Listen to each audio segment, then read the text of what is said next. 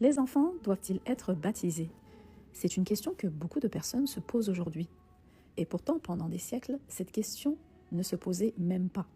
Pour y répondre, honnêtement, nous allons consulter ensemble l'Écriture sainte pour comprendre ce qu'est réellement le baptême. Premièrement, l'Écriture sainte identifie le baptême comme la nouvelle circoncision. En effet, Dieu, dans le Premier Testament, avait conclu une alliance avec Abraham. Et cette alliance avait un signe, la circoncision, donnée non pas aux adultes seulement, mais aux enfants dès l'âge de 8 jours.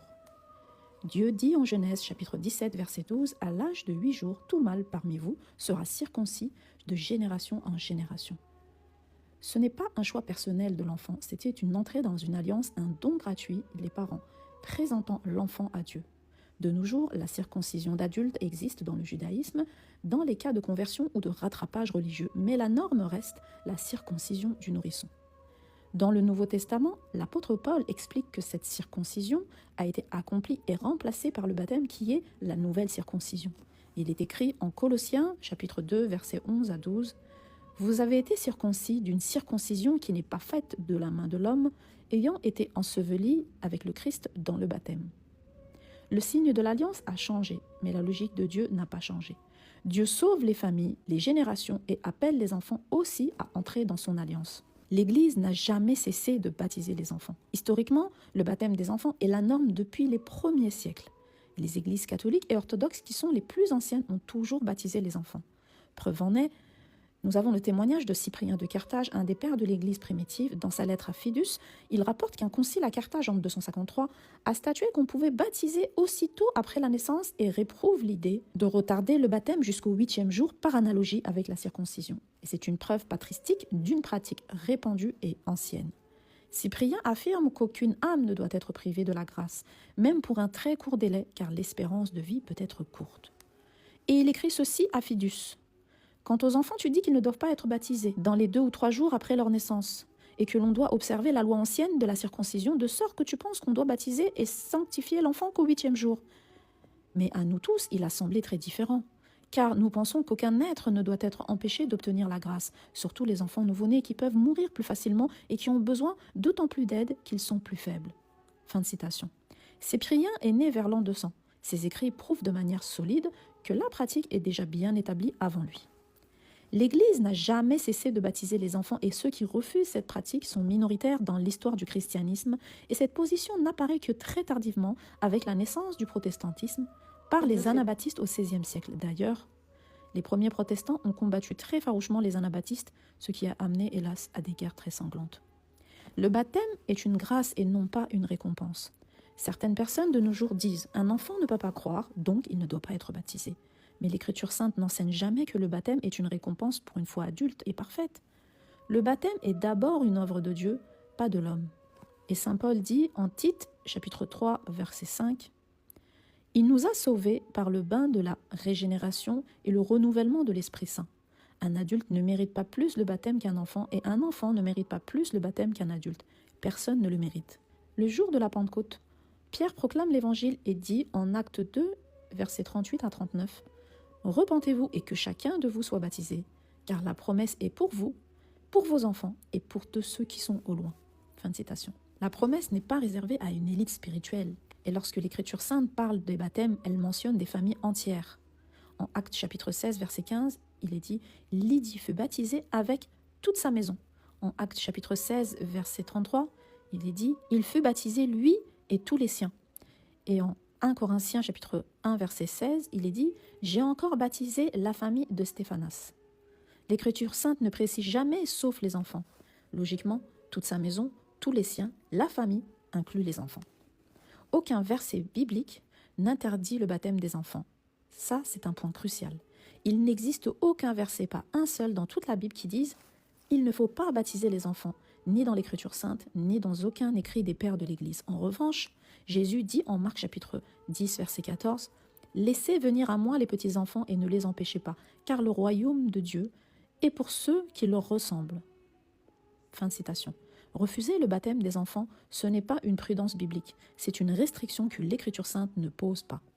Historiquement, le baptême des enfants est la norme depuis les premiers siècles.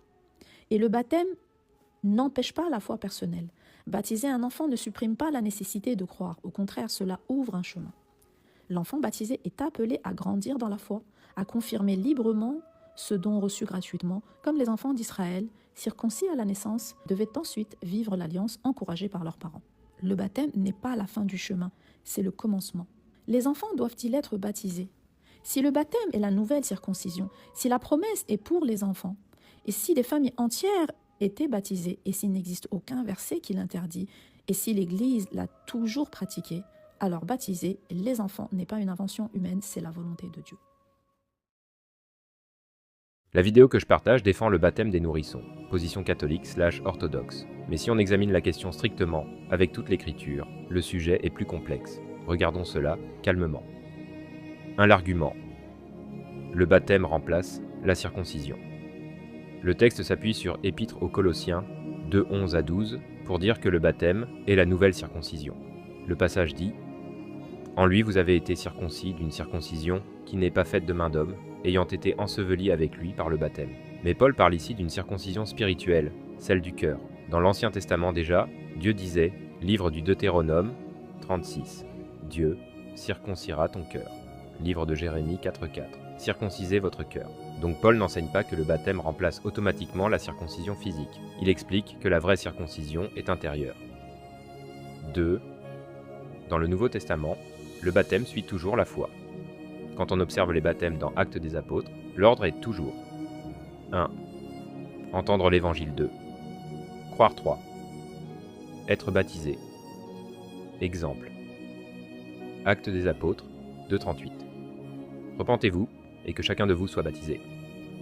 Actes des Apôtres 8:12. Quand ils crurent, hommes et femmes furent baptisés. Actes des Apôtres 8:36 à 37. L'eunuque. Si tu crois de tout ton cœur, cela est possible. Dans tous ces cas, la foi précède le baptême, un nourrisson ne peut pas encore croire, se repentir ou comprendre l'Évangile. 3. Jésus parle d'une nouvelle naissance personnelle. Dans Évangile selon Jean 3, Jésus dit à Nicodème « Il faut que tu naisses de nouveau ».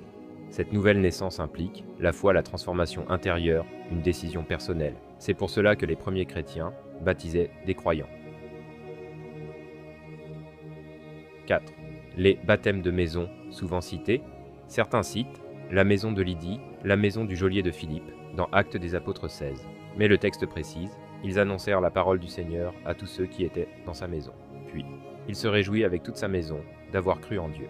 Donc le passage montre que la maison a entendu et cru. 5. L'histoire de l'Église. Il est vrai que le baptême des enfants apparaît très tôt dans l'histoire. Des figures comme Cyprien de Carthage en parlent au IIIe siècle. Mais 2 choses importantes. 1. Ce n'est pas clairement mentionné dans le Nouveau Testament. 2. L'Église des premiers siècles a aussi connu des baptêmes tardifs, même chez certains évêques. Donc, historiquement, la pratique s'est développée progressivement. 6. Le point central biblique. Dans le Nouveau Testament, le baptême est un signe extérieur d'une foi intérieure, d'une nouvelle naissance. Comme l'écrit Pierre, cette eau était une figure du baptême qui maintenant vous sauve, comme l'engagement d'une bonne conscience envers Dieu. Première épître de Pierre 3:21, cela implique une conscience personnelle. Conclusion simple. Il existe 2 grandes positions chrétiennes. 1. Baptême des enfants, tradition catholique, orthodoxe, luthérienne. 2. Baptême des croyants, évangéliques, baptistes, pentecôtistes. Mais si l'on regarde uniquement le modèle du Nouveau Testament, la séquence est toujours foi, flèche, repentance, flèche, baptême, étoile. Une réflexion intéressante pour finir. Dans toute la Bible, Dieu appelle des personnes, pas seulement des traditions. Le baptême n'est pas juste un rite familial, c'est le témoignage visible d'une vie transformée.